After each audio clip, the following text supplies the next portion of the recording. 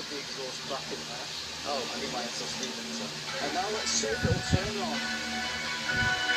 Also, it's that's quite cold.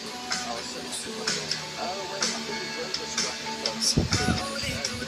That might be a slight issue.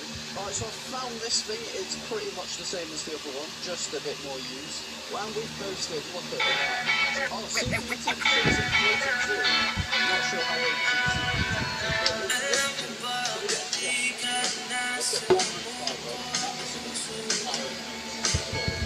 This is under a stress test. Look 50 degrees.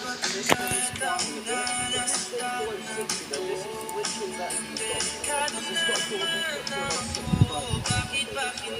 It's going to be driving up. I wasn't expecting to live this well. This was 15 quid. So realistically, the amount of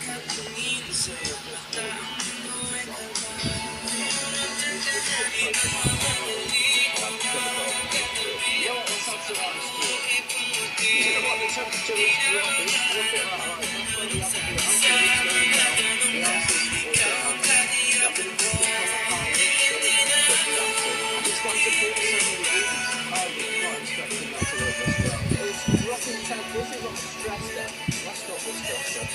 It just nosedive. Alright, let's see how cool we can get the CPU up. Right, all the ice is starting to melt. That there is starting to be a bit of condensation on the core parts and also on the CPU core.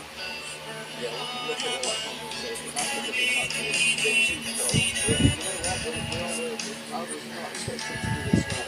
What we're going to do now is we're going to let it dry. We're going to add some really cold water to it. So we got some really cold water in this. What I was going to do is I was going to put it in the freezer, make a slip by, and then sort of feed the pump into there and then into that. Because then when the water flows through here, it's going to get pulled by the ice as it goes in there. But I mean, we might as well just pour it in. And also, I don't really have any adapters to connect that to this, so it'll probably just leak everywhere. Let's pour this really cold water in. This has been sitting in the freezer for a couple hours. Let's see if the temperature drops. We are at 16 degrees, and there's a load of condensation being formed on this cooler. Yeah, look at it.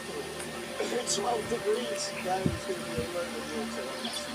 I've got this temperature gun. We're going to see how cold the water actually is and how cold the bottle is. 9 degrees. The temperature is climbing. You know what? It is actually doing quite well. This is literally better than the stock. This is like, do you reckon I could fill it up with liquid nitrogen? Look at that. This is on a stress test. Let's go keep it. It literally drops. Look how sharp that drops as soon as you turn the stress test on. The only downside to doing this is you get a load of condensation on that PC. Okay, so we are now connected to internet. You can probably see where I've started to connect to it. So now let's run a CPU benchmark. We'll see you when it's finished.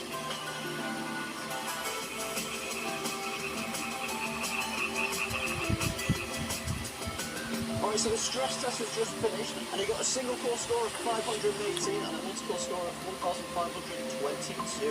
Now this score with the Henry Hoover attached to it from last video got a single core score of 542, so I mean it's a bit less than that. But it got a multi-core score of 1521, and ours is a bit higher. And also if you look at the CPU temperature on last video, I mean you can't really see it well, but it says 45 degrees pop.